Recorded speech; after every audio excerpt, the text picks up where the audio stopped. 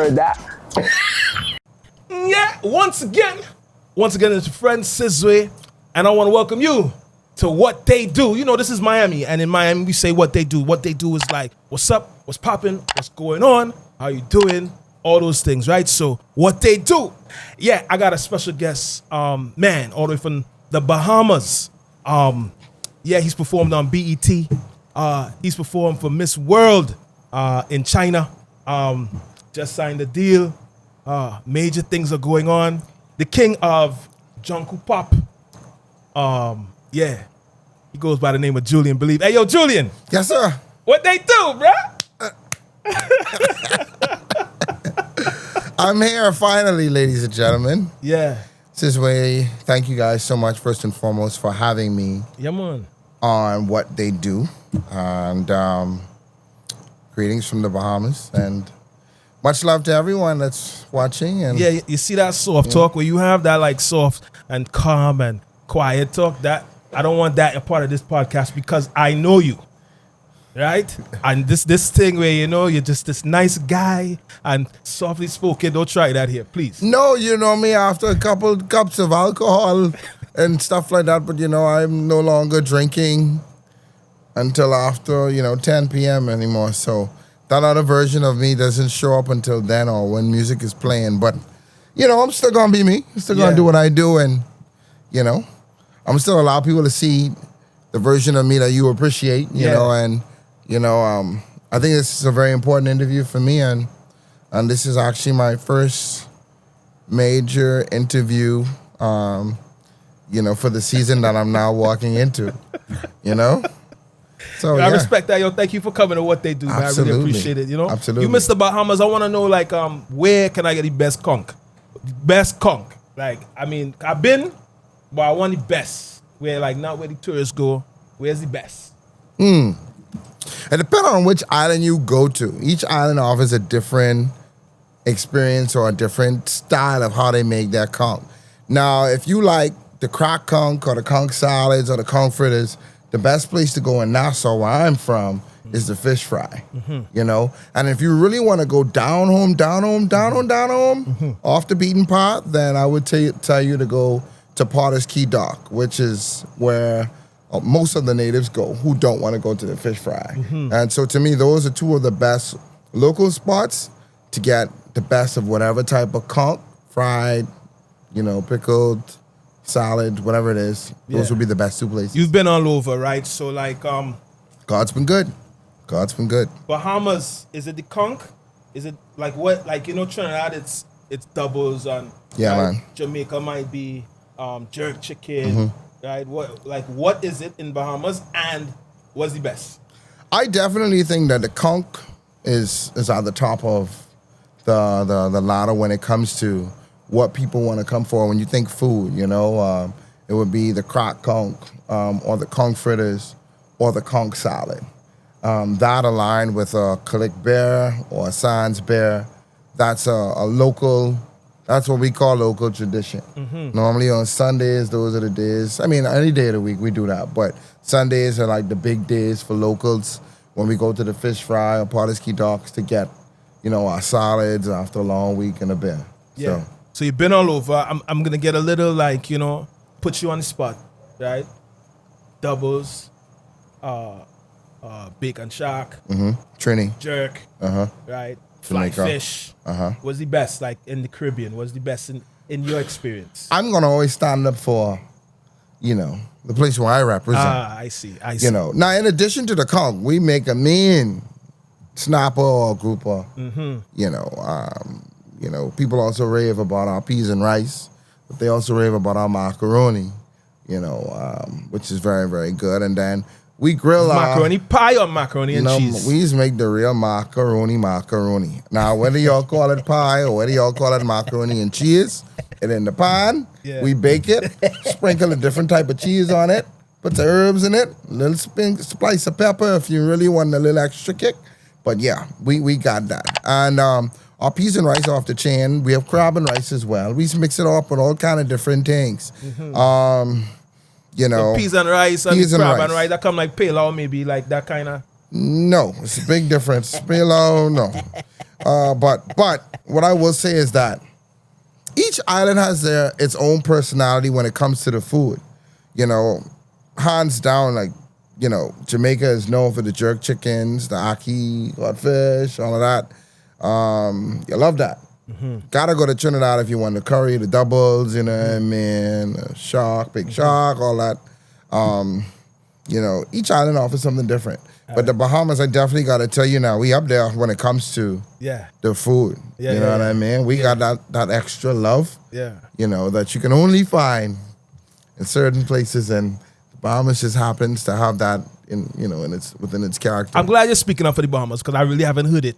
You know what I'm saying? Not to say that it's not true, right? I just haven't heard it, you know? So I'm glad, you know. That's only because it's less of us versus a Jamaica or versus a Trinidad. It's only about 400,000 Bahamians across the world.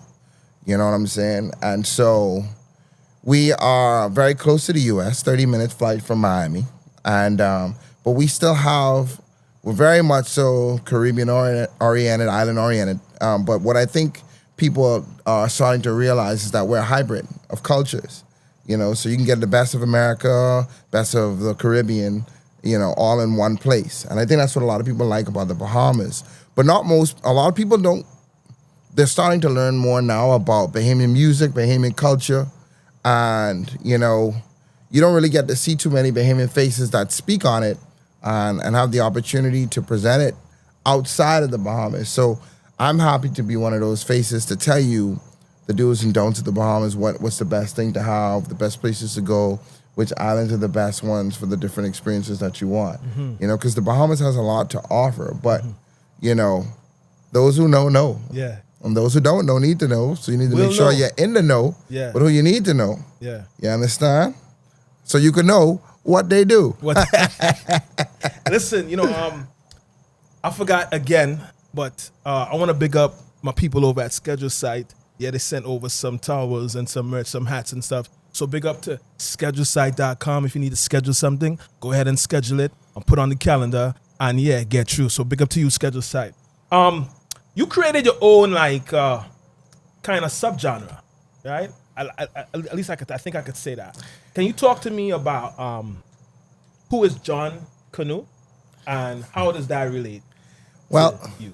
The one thing that I would like to say is that I stand on the shoulders of many great Bahamian creatives and artists who've never had the opportunity to present their music on a global stage.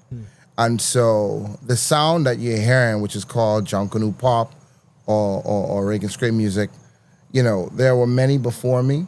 I just, because of my exposure to the Americas, I decided to put a twist on it so that it could be palatable to my friends in New York City, California, Trinidad and Tobago, where some of my family from. Like, you know, I just wanted to present the Bahamas in a way that I felt best for me.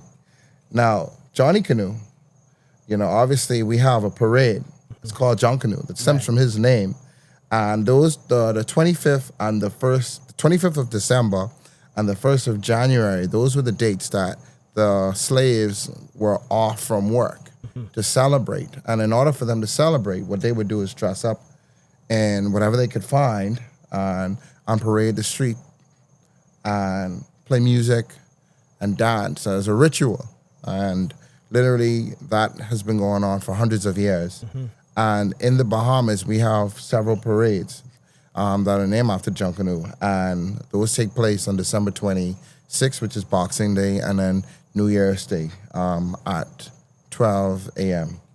And it's a competition where different bands would compete for bragging rights.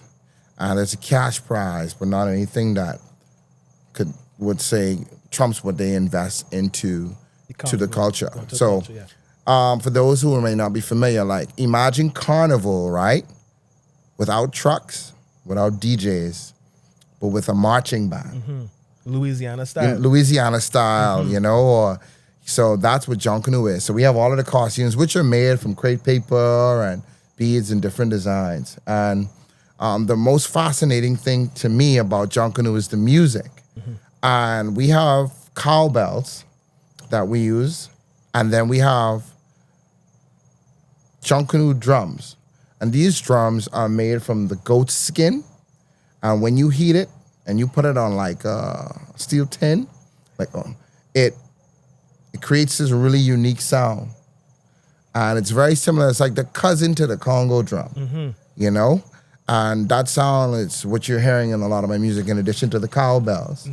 And it's almost like festival music. It's almost like But there's a history with a literal person, right? Named Johnny Canoe. He was a slave master. He was a slave. Slave. Oh, he was a slave. He was a slave. And so, I also think that there's some roots in Jamaica too. Junkanoo is all over. Yeah. It's in Ghana, it's in New Orleans, it's in Jamaica. I just feel like we're in the Bahamas. We've embraced it the most, and we've invested the most in it over the last 100 years. You know, so it's all tied together. You know, us in the Caribbean, our heritage is still very much similar and all the same. But I think John Canoe really enjoyed his time in the Bahamas, and you know that was his home. Yeah. When it came to culture.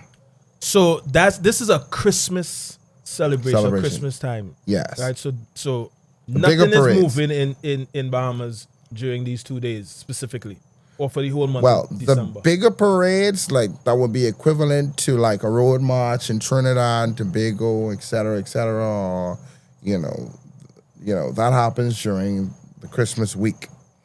But we have smaller parades throughout the year, smaller festivals celebrating Junkanoo. It even comes down here to we're here in Miami in Coconut Grove. The Gombe Festival, the Gombe celebration was a spin-off of Gombe in the Bahamas. And with Gombe, if you notice, we have the Junkanoo parade. Those Junkanooers, what we would call our revelers, that also parade in the streets here in Coconut Grove. You know, where there's a significant amount of history here in Miami as a result of Bahamians that moved here in the early 1900s. Bro, you have Junkanoo, but you also have Rake and Scrape. Right? And so I feel like the Rake and Scrape, which was introduced to me fairly recently, right? Not by you, but by Wendy. I mean, you too, but introduced to me as a thing, but by Wendy.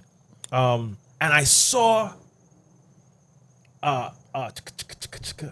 video where, but it looked like he was like grating on a saw. Scrape, yeah, Rake and Scrape. So the saw, yeah, it's primarily a screwdriver and a saw. The guy's bent it, and he scraped the inside. It creates this sound. Some guys use an Afro pick and a grater, and they also use that as a scraper as well. But it replaces like a hi-hat that you would get with a drum set. And we turn into zombies when Rake and Scrape starts to play in the Bahamas. And it's even big in the Turks and Caicos. And it's starting to spread now. It's been a local folk music for quite some time now. And Bahamians are now starting to create it in a way to where persons outside of the Bahamas can now appreciate it. And a lot of my new music has that Rake and Scrape and that Junkanoo influence. And we're really excited about it. It's really cool. It's a different type of movement. I think, to me, you see like how Rake and Scrape and Junkanoo music are like the cousins to soca and dancehall. Yeah, I want to talk to you about that. You know what I mean? I think we're the distant cousins, you know? And so Rake and Scrape, Junkanoo, that's not sub of soca. It's its own thing. Yeah, so it's its own thing. It's its own thing. Now, when I listen to that, I feel like I'm listening to soca. Now, what I will say is we're all from the Caribbean, which all our music comes from, obviously Africa. So we all have our own, the unique personality. Africa is obviously the house, the mother of our music culture. But we're all different in a lot of ways. It's the movement of the drum beat. It's like a heartbeat. Boom, boom. Boom, boom, boom, boom. That's how our music connects. You see what I'm saying? And then soca, it's the opposite. And and then reggae is the opposite. So, but the influences are very much the same. But similar. The cadences and how we sing is different. Right. What we talk about is different. But they can blend together very easily because they come from the same house. which is Africa. You know, I was fortunate to be in the studio with you for 2 days. We were fortunate to have, him in the studio with us for 2 days. I was fortunate to be in the studio with you for 2 days, 8 hours a day, 16 hours total. Thank you for that. Yeah, your team. I mean, that experience, I must say, was one of the best experiences I've had making music in a very long time. Right? Mm-hmm. Like, there's one other experience that tops it, but it's only because it was my song that I was doing. Mm-hmm. So had it not been that it was my song, that experience with you and your team, Zoe and the rest of the fellas, was definitely dope, man. You've done music with Lil Jon, Marshall, Ricardo Drew, rest in peace. Yeah. Right? Bungie Garlin. I mean, the list is long. Like, are those experiences in that the same? Similar? Like, what was those like? Did they stand out to you, or is that just the process and we just make music? Each experience is it's like a child. You love them in their own unique way. Working with Bungie was incredible because that was the first time I ever saw an artist go in the booth and just freestyle that whole verse. Obviously, working with Marshall and Allison Hines and Cecile and all these artists for the I Believe in You song, it was special because we had just finished dealing with Hurricane Dorian, and it was great to see the We Are the World of the Caribbean come right before our eyes. Working with Skinny Fabulous in the school studio, it was someone who I got to grow with him over the last 5 years, 6 years, and watching him come in the studio and sing over the Rake and Scrape music and Otsoko was an amazing experience for me. Working with Beanie Man was the same way. You go over him as a kid. I saw that. Yeah. Sim Simo, and all of a sudden I'm in there and he is doing his thing. I think working with you guys, that was the first time we're creating something new and fresh with the Rake and Scrape sound, and it's I was very happy to have you guys as a part of that and being able to have your contribution as a person from a different heritage, different culture, merging and fusing in the music. I think that experience was really dope within itself. The song is really dope. I can't wait for people to hear it. Yeah, no, but it was also exciting, the whole personality of the 2 days, and the way things developed. I think that was also very fun for me. And that was the first time I had a group of Bahamians and another Caribbean brother in the studio together. Most times it's either everyone else and I'm the only Bahamian, or it's just Bahamians. And so for me, I think today that experience was very special. And I'm just very humbled by a lot of the love that I've been getting lately, and I will never forget that the whole 16 hours session and the fun and the craziness in it, and The DOD. We'll tell you all about that later, guys.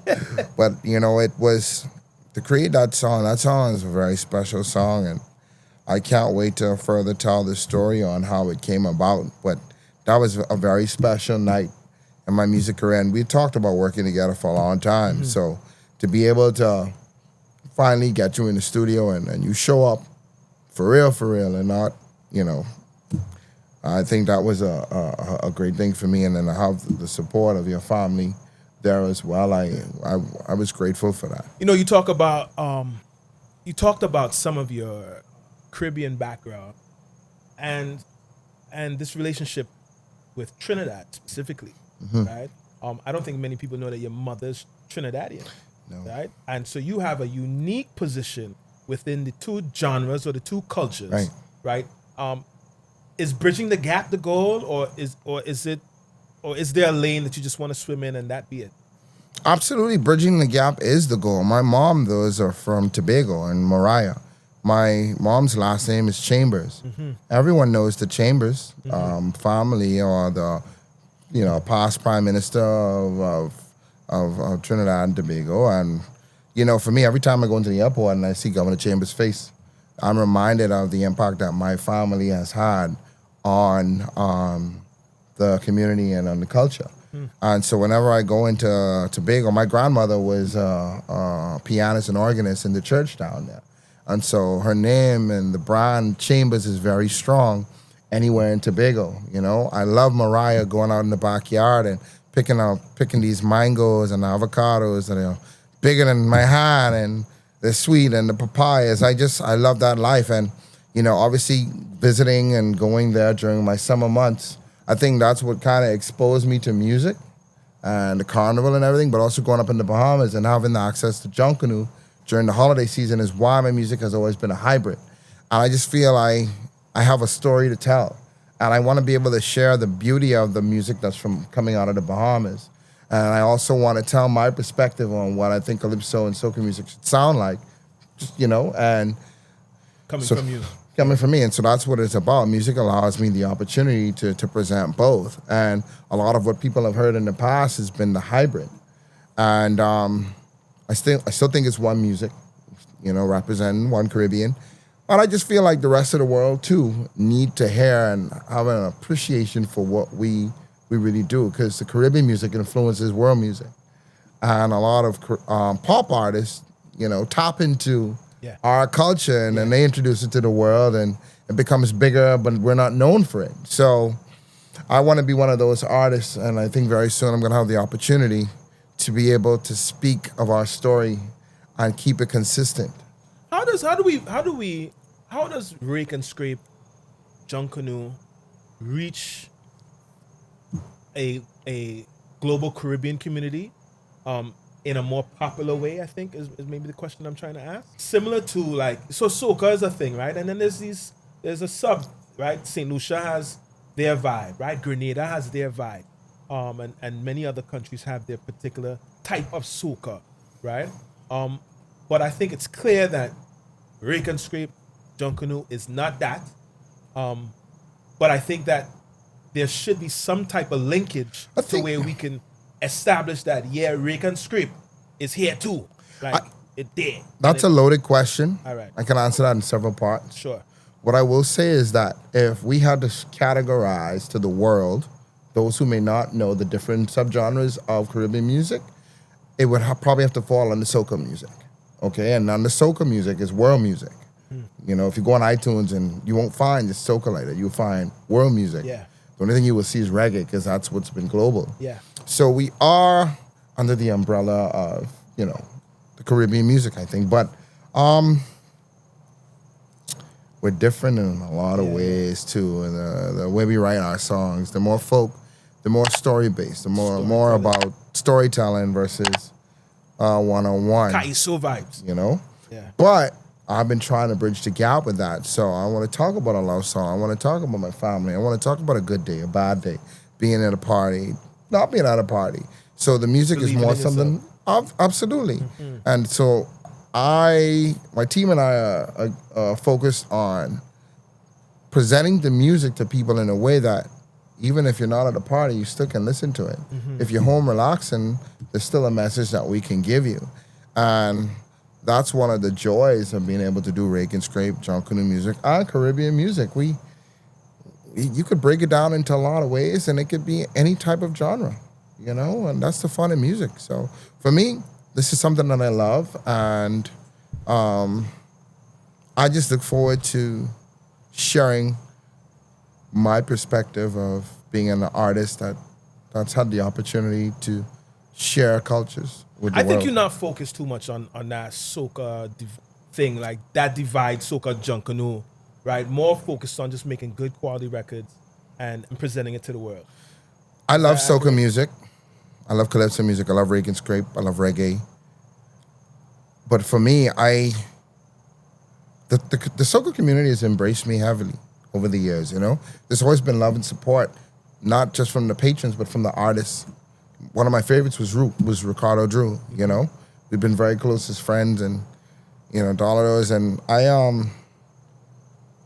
just feel like we're all trying to do the same thing. Mm-hmm. We want to take it outside of the traditional arenas that we have access to.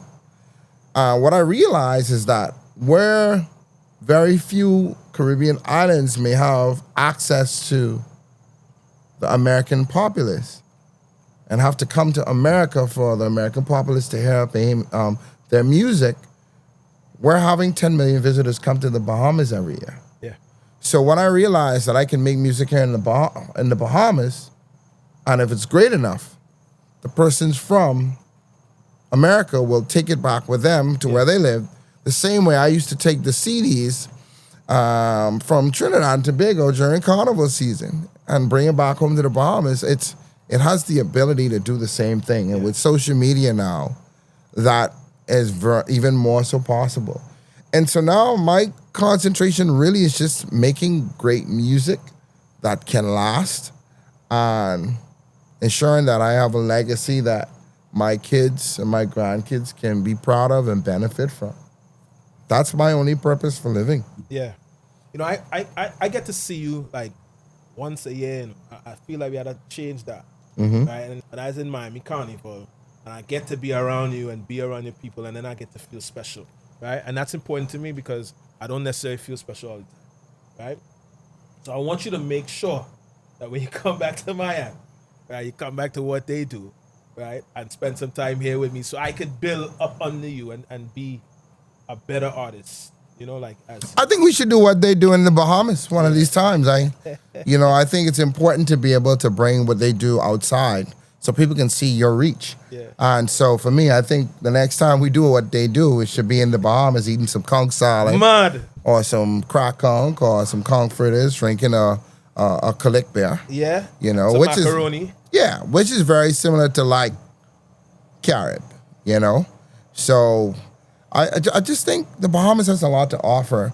And I want to share that, you know? I really want to share that with the world. And I want to be able to share the music with the rest of my Caribbean brothers. So I think the fun in it now for me is being able to take this Rake and Scream and this Junkanoo music, which is me, and be the Marshall of the Bahamas, be the Bungie of the Bahamas, be the Beanies of the Bahamas. You know what I mean? And then open up the door for other Bahamian creatives to be able to follow and walk through. Yeah. You know? Man. I think real success is when you start something, you can step away from it and it keep working better and better. Mm-hmm. In your absence. You know? Yeah. I'm tired of the gatekeepers. Yeah. And so I'm going to open my own fence, build my own fence so I can walk that's through. a thing? Is that a thing? I think it's... Like they say the soca mafia is the gatekeepers. Is that a thing?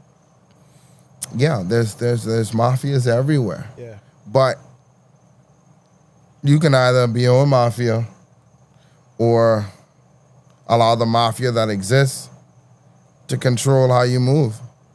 And so for me, I found a way to join them and still be a part of my own in a sense. And I think the team of people that I have around me now, they're the real mafias and I'm just the face behind it, you know? And it's all love, but there's a bigger play involved, and the play is taking the music to the world. There's no reason why our music shouldn't be up there on Billboard. Caribbean music should have more of a presence on Billboard and you know, on these big platforms, the Grammys. Our presence is minimal right now, and I want to see that grow some more. You know, the last Grammy the Bahamas got was from Bahamian, Who Let the Dogs Out. Yeah. But we can talk about that later. Yeah, no, we could talk about that for sure. So, you know, you touched on Who Let the Dogs Out, Bahamian, right?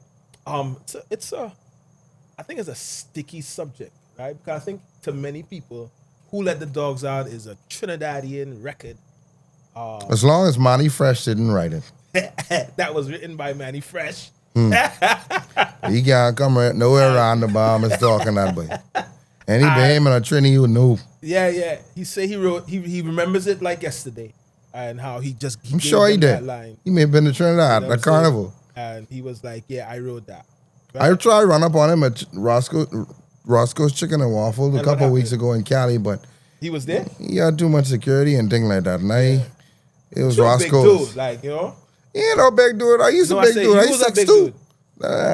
He's 6'2". You know, he's like 5'5", 8, 5, 9, 10. You know. Yeah. But I was having a good day. You made the right decision. I was having a good day, but I'm gonna speak to him about that one of these days. Yeah. because he's Nah, for at real. he's at Circles all the time. Yeah, So yeah. whenever he comes back, Yeah, I'd like I'm to gonna be ask there. him which part did you actually write, Mm-hmm. and I'm gonna call Anson on the phone and be like, "Yo, I'm gonna call Bahamian." I wanted to touch on this relationship between Trinidad and Bahamas and Bahamian and this record. And I think it's a good thing. Like, I think it keeps it in its rightful place as a part of the Caribbean. But I think some people would like to still say, like, what's not being said is that, it was born over here. Do you think that needs to be said, or do you think that what needs to be said is more of how a Caribbean record has made it in a universal space? I think what we need to do more of is collaborate. I don't think that there's enough soca or carnival artists collaborating with Bahamian artists. And I think 25 years ago, Bahamans, they did it. They opened up the doors and they took a soca record and made it global. And there wasn't any consistency after that. I know I've been very fortunate to collaborate with many, but we've opened up the doors back in 2014 for a lot of the carnival artists and soca artists to come to the Bahamas and develop a Relationship. relationship with the Bahamian community, but also be able to benefit financially from it. But what I'm not finding happening is we're not taking the music that we get in the Bahamas and bringing it back to Trinidad the way we would go to Grenada and bring it back, or the minute we go to St. Lucia and bring it back. So to me, I want to encourage all of the other Caribbean brothers, artists, the same way how you do with those islands. Come, let's get some of this Junkanoo music and this Rake and Scrape music, and let's make it a thing too. Because again, we're under the umbrella of Caribbean music, and Carnival is for all of us. So to the gatekeepers and the persons who have the ability to put the music on the stages, and we would like, and I'm only putting it to them to, hey, when you do your Soca Monarchs, let's see how we can incorporate a lot of the smaller islands who may not have the momentum that Barbados may have, or that St. Lucia may have, or Grenada may have. That's one thing I would say. The next thing I would say is obviously Mr. Douglas was the original writer and composer of Who Let the Dogs Out. We will forever be grateful for him. And one thing that we can say is a Bahamian got another Trinidadian a Grammy Award. And I'm not saying this in a humorous way, but I'm really saying it to encourage more collaboration. Yeah. And it's bigger than me. Yeah. There are a lot of other young artists that are talented that are in the Bahamas, but when we go to the Bahamas, a lot of the other artists, they're not really searching for it. And if we're really about one Caribbean or one community, then let's make sure we bridge the gap and not just make it completely business. You know what I'm saying? You went to China, yeah? Yeah. And performed for Miss Universe, right? Like, that trip. But make sure you share that clip of what I said about the music. I want to make sure that my other Caribbean brothers and sisters, those artists that come to the Bahamas, I really want them to collaborate with a lot of the other young musicians. I don't want to be the only one. Yeah, so Sorry. the way this podcast works is it's recorded and it And then- will play. Oh, yeah. I really wanted them to hear. Hey, You don't Aces get way? to dictate. No, Aces A, I just wanted them to hear me again. No, you know what it is, though, bro? Before we go into China, Yeah. it hurts when you're just the only one. It hurts when you go to Miami Carnival and you see all the other Caribbean artists and everyone backstage and they hanging out and you can't relate. You know, it hurts when you go to Trinidad. It hurts when you go to New York and you go to Atlanta. You go to Notting Hill and there's no other Bahamian artist there to like rub shoulders with. You know what I mean? The onus is on who to do that, though, to make that happen. Because you jump on a plane and you come and you do and you go, right? Like, You know how I got that China opportunity? Yeah. Someone opened the door for me. Someone said I wanted to be a blessing to you because the universe has been a blessing to me. And yes, it goes both ways, but sometimes we are those who sit in the chair have a responsibility to ensure that the next generation doesn't have to work as hard, or you can be an example for the next generation of creatives coming up, you know? And sometimes people are really timid and afraid or don't know how to approach a superstar or artist they may have seen all their life, and have that conversation, So either that or you create a system that affords Caribbean artists the opportunity to create exchanges or exchange programs, So I just think that what happens in Trinidad, what happens in Grenada, what happens in New York, what happens in Atlanta, what happens in Orlando, what happens in Miami, need to happen in the Bahamas. Yeah, I heard you talking to somebody about like bringing a circle house to the Bahamas and really trying to bridge these gaps and giving opportunities to others who might not have the opportunity because you might not have them type of studios for the average guy, or you might not have these types of concerts where other artists, international artists or Caribbean artists could come and intermingle or become one with the people in the Bahamas and vice versa. Truth be said, with the internet, you have the ability to be able to create the exchanges.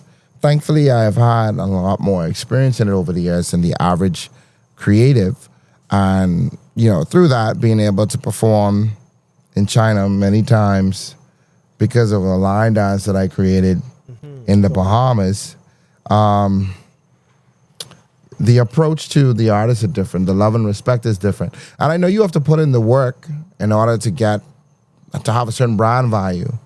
But sometimes I think you were once that artist that needed that collaboration. And I think sometimes we forget that everything that we have is just a blessing. It's just a gift. And all I'm saying is, man, I see so much for the Bahamas. I don't want to be the only one in China performing at times. And so I'm just saying to all my Caribbean producers and creatives, hey, we got some love in the Bahamas too. Show us a little bit more, Yeah. That's all. Yeah. That's all. No, I rate that. And that's why I brought up the China thing, because you were able to like perform on a huge stage, right? Caribbean music, Bahamian specific, right? You did a song, I created a Caribbean slide, right? Like the electric slide almost. And that took you to a global stage, right? So I want to talk to you about how do we get to this global stage, right? Your team and how to build a team in order to get those opportunities, because I think it starts there, right? Maybe it starts with the dream of being an artist, right? And, putting things together, making a song, but then you have to create this team, and then that team be wise enough or experienced enough to say, all right, we go in and take it here, right? Because what you've done, there's not many people who can say that they've done that, right? Literal global recognition. Caribbean slide. And then I want to know, was it an accident? I think I heard you say it was an accident. Yeah. So, performing at the Miss World pageant was the first time any Caribbean artist had ever been able to grace that stage in China. And it opened up the doors for many other Caribbean artists to follow. And being able to have Caribbean contestants surround me at that point in time, it was historic for Caribbean creatives. It had never been done, and it was a performance that was global. And the trick about it is, I didn't go outside of the Bahamas at that prior to get the song popular. What I did is we went to different schools and we started to share the dance with the local community. And what ended up happening was the female contestant who represented the Bahamas needed a song that she could perform for the Dances of the World segment. And then the folks who were in charge of the pageant fell in love with the song and the dance. And unbeknownst to her, they had reached out to me. And when they reached out, I thought it was like a joke. And, I was like, somebody's probably trying to prank me and And when I Googled it and I saw that they were for real, and about a week later, there was 5 tickets booked to go to China for me and my team to be able to share in what was Caribbean history and Bahamian history. And that really set the precedence for me to realize that it doesn't matter which island you come from or how small that island may be, you have the ability to be a global citizen, a global artist. And having that line dance, which is actually called the Caribbean Slide, is something that I've been performing for the last 10 years. Right. And now it's actually about to be re-released properly, because 10 years ago we didn't have like the TikTok heavy, Instagram heavy reels. It was just YouTube. And now we're performing it and seeing that love all over again. And I think being inspired by the Marcia Griffiths and the electric slides and these other slides is one of the reasons why, obviously, we did that. And one thing I will say is, as an artist, a team is very important. Mm-hmm. No matter it's an island, you can't do this on your own. Even if you get friends who just believe in you in the initial stage of your career, when you're starting out, it's just important to have 1, 2, or 3 different perspectives. And as you grow, your team will grow. And you cannot be afraid to take your last dollar and put it on the table for your career. Mm-hmm. And most artists will tell you this takes about 10 years, 15 years to really get yourself to a point where your career could be sustainable. Yeah. Or you have to find someone that believes in you financially. This isn't going to happen without some sort of financial backing, because it is a business. Now, the trick or the cheat code is find you a producer and songwriter that believes in you enough to do a deal with you to help eliminate some of those costs, and then find someone who could be an advisor to negotiate on your behalf and get you shows and understand marketing and promotion. And I think for a long time, that's what we've lacked in the Bahamas.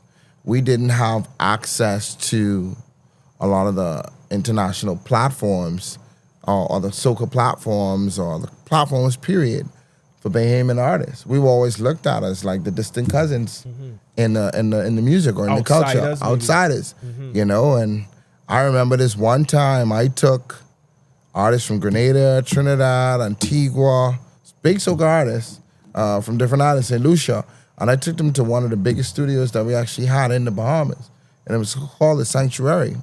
But this studio, you don't even see these type of studios in the Caribbean. Only Jamaica would probably have something on that level, but it's valued at about maybe $20 million. Mm-hmm. But it's not accessible to us. Yeah. So at the end of the day, we all have our challenges when it comes to the music and culture, but I definitely want to see the collaborations on a bigger scale, and the support level on a bigger scale, the music being distributed on a bigger scale, and just systems being available to these artists. Yeah, you know, and talking about these collaborations, like, you know, I'm just trying to think about how do we go about inquiring about collaboration, right? Like, what's the process, right? And I'm saying what is my process, right? What is the average artist process? And it's I think it's based on who we know, right? And less about what are they doing over there. Not necessarily, because I'll tell you how I got the Beanie Man collaboration and the Bungie collaboration. A promoter in Nassau was doing a show. What had them on it? The promoter didn't really know me at that time. I wasn't like super popular. But I asked him if I could be on the show so I could perform at the show. And I knew if I performed at the show, I could find his manager or someone that he worked with. And hopefully they would see my performance, because I had asked the promoter to put me right before them so they could see it. And that was my pitch. And that's how I got about 3 or 4 of my collaborations. I did the shows, the performances for free. The performance was my audition. I guess what I'm saying is your process, right? Your process, my process, is more so based on who you, the artist who you know or know of, not necessarily who you know. Like, I have a personal relationship with you, right? But like, you know of this one, you know Beanie. I didn't know him before. What I'm saying but is, I get you. Right? You know him as an artist, a dancehall reggae artist, right? And so you go after those things. So I guess what I'm saying is maybe we need to do a little bit more of like looking at an area or group of people and saying, let's collaborate over there, as opposed to searching for the biggest artist who you know, or who hitting right now, who's the guy, who's the girl, that you understand what I'm saying? I'll make a suggestion. This is a great idea. If we're gonna have the Monk Musics of the world and the VP Records of the world, why not come to the Bahamas and let's do some sort of artist weekend, where we can talk about music publishing, where we can talk about production, where we can talk about collaboration. How do we expand the genres? I think a lot of these labels and indie labels that are in the Caribbean aren't really investing back into the community and into the culture from a business perspective. They just they export what's to them, which is palatable, which is fine. Nothing against that. But what are you doing to create sustainability? As we watch the music industry change internationally, how are you preparing the next generation of creatives to be able to compete? And so one of the things that I want to encourage is the VPALs, the Monk Musics, and the likes of, let's set up some artist weekends every quarter in a different Caribbean island and create the exchange programs, create the systems, find the next up-and-coming singers, songwriters, producers. And that way, we have a United States of the Caribbean concept for music that we keep talking about. Right. Yeah. Yeah, just like that. Take the mic off and drop it. Take the mic off. No, but I'm serious. I'm watching. I'm very grateful, and I'm very passionate about this because I've watched VP Records, I've watched VPAL, I watch Monk, and I'm very grateful on behalf of the Caribbean artists, what you've done to put the music and culture out there. But the same way I see ASCAP and all these other companies doing initiatives for the development of their talents, why aren't we seeing the same thing for the likes of those that are amongst our community?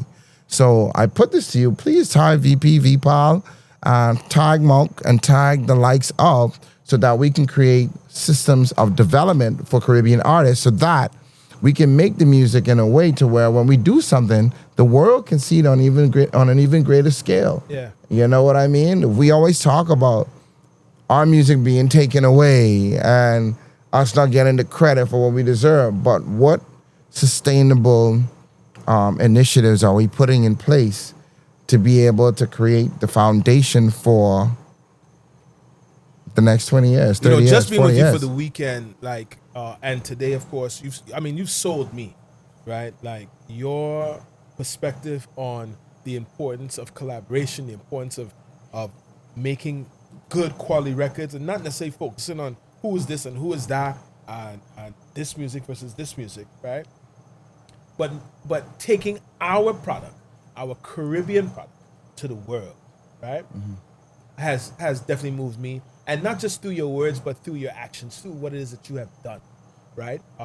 Because I think for a lot of it, you've just put it on your back, and you're just like, I'm going this way. Come with me, So I think kudos to you for that perspective, And I think these kind of conversations are important, because what we've talked about here, a lot of people are not necessarily seeing, or not hearing, or just kind of oblivious to, So yeah, I think it's a huge thing. I applaud it and I celebrate it. But my mind just starts to wonder. We have the biggest female artist in the world right now dropping a makeup line. Okay, we see Rihanna's tentacles and her presence in every Caribbean island with her makeup. And that is how big we could be with a proper system and foundation in place. A foreign entity signed her. She was in Barbados. The VPAs and the VPs were around prior to that. Yeah. But the reason why they weren't able to pick up a Rihanna is because there was no sustainable or anything that could create development for these young artists. They had Rupees and the likes of Allison Hines prior to, but no one's ever thinking about the next generation until they become a Rihanna. But what about the reality that's around now? Nobody is doing anything to develop them. Are we going to wait for another American pop company or something to come and grab them and then complain when they're not celebrated in the same way? So what I'm putting to the creatives, and don't get me wrong, I'm celebrating Monk. I think we need to have more Monk music labels and more, Caribbean artists, more artists with their own access to distribution and their own ability to create platforms for artists. But the VPAL and the VP records of the industry, I would love to see an A&R in every island. Why is it that the VP don't have an A&R in the Bahamas, an A&R in Antigua? We had the Blessing song, Sherwin Gardner. That was the biggest song from a Caribbean artist this year. And it released, something's good gonna happen. That dude live in the Bahamas. Mm-hmm. You know what I mean? So he should have been discovered from someone in the local scene. Yeah. Not an international. If we talk about sustainability, like we're here, we're benefiting off the culture, benefiting off the music as a label. Why aren't you doing anything to invest in the next generation or the sustainable aspect of it? That is something that I'm very concerned about, because a U.S. company is the one I'm sitting down and negotiating with to package and market my Caribbean music, and I have Caribbean labels home. Yeah. You see what I'm saying? Yeah, So to me, and I pray that this falls in the right areas. Those who have the power,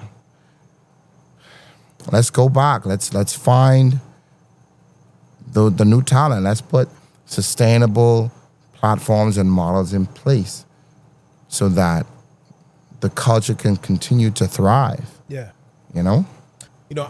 Man, there's so much to talk about, right? And I want to stay here, but I do want to also. I think I was charged for this. Y'all don't take my idea now. Don't take the idea. Well, if you take it, take it. I do want to get you to talk to me about team building. Yeah. Right, and the importance of that, and how to build a team, and what to look out for as it relates to developing your team to help push you in the direction in which you need to go. Right, if it's important to have a manager, or if it's just important to have a couple of people who really engage your vision and your perspective to help move your music forward. Because at the end of the day, the cliche is there's no I in team. But I think it's a true statement. If you're gonna build a team, that means whatever you do, you're looking to win. And in order to win, you have to train, you have to prepare yourself, and you have to set a goal.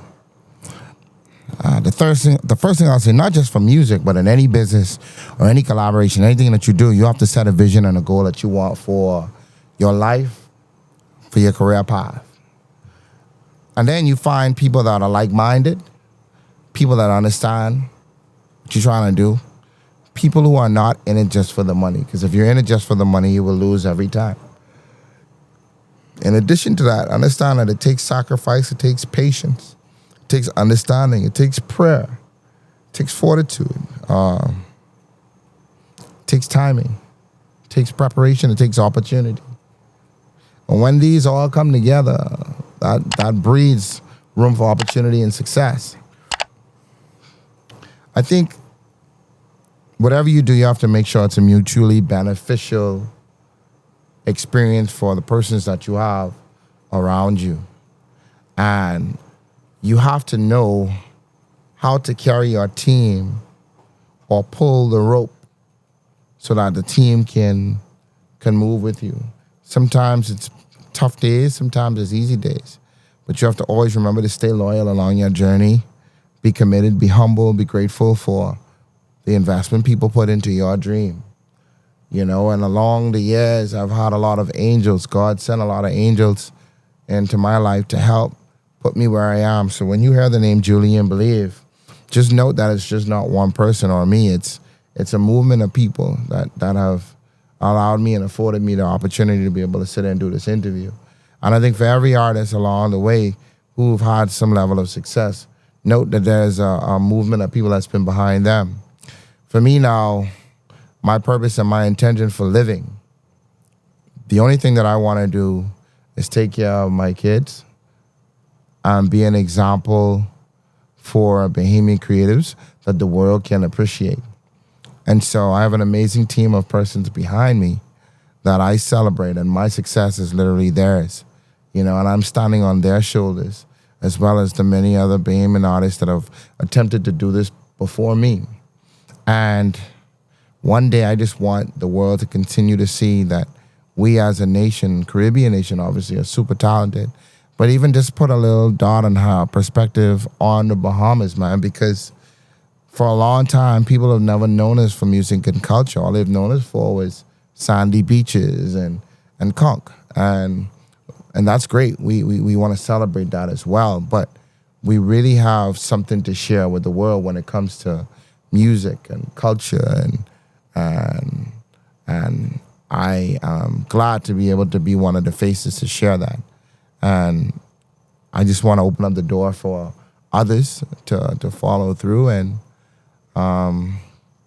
this is bigger than me, I just happen to be the first in 25 years since Bahamian, and I'm just hoping that it doesn't end with me. Yeah. Yeah, bro. I love it, man. Let me tell you, you've convinced me, right? Not to say that that's something difficult to do, but just to say that I hear you. And if there's anything that I could do to help promote the culture, the music, the vibe, Bahamas, and the people of the Caribbean, I'm here to do that, right? Because I too love the music. I too love the culture. I too come from a place where I've seen the greats perform and wanted to be like them, right? I too have gone through the struggle and fought through the thing and put things on my back to say, all right, well, you know what? Follow me. I'm going to go in this direction. So I can relate to your perspectives and to your ideas. I can't wait for our collaboration whenever that happens. Yeah, man. And I'm open to working with anybody really. And my eyes are definitely out to the Bahamas. And you should come do some Rake and Scrape with us. Yeah, I'm with it because not that I did, but I was definitely in a session with the Rake and Scrape, and it was a bop. Yeah, let's do it on a Saturday. You know what I'm saying? Let's do it on a Saturday. So I ready. Right? So with that being said, bro, I just want to say thank you for coming. There's so much we could have talked about, so much more we could talk about. And all that means, like I said to one of my friends who came to talk to me on this channel, on this show, just means that I get to bring you back, talk about some more of these things. Right? Because I think that these subjects are not talked about enough. And if they're talked about maybe by the bar and not on a global setting, right? So I want to thank you for coming. Thank you for dropping these gems on us. And yeah, man, thank you for visiting What They Do. Yo, What They Do. What they do. Yo, this was my man, Julien Believe. Yeah, what an amazing interview. I appreciate him for coming through. Thank you for tuning in. Don't forget to like and subscribe. Do those things. Drop a message. Look in the comments. I'll have some of his information in there. Where to find him. Matter of fact, can you give us your IG tag and where we can find you? Absolutely. You can find me on any social media platform or wherever you listen to good music under Julien Believe, and follow my journey. You know what I mean? And find out what I do. Hey, what's up, y'all? It's your boy, Julien Believe, and you are listening to and watching What They Do. Keep it locked. What They Do! That's your drop. I got a question. Sorry, we're not taking any more questions. What's up, guys? Hey, sorry, we're not taking any more questions. The interview's over. Yeah, bro, go ahead, bro.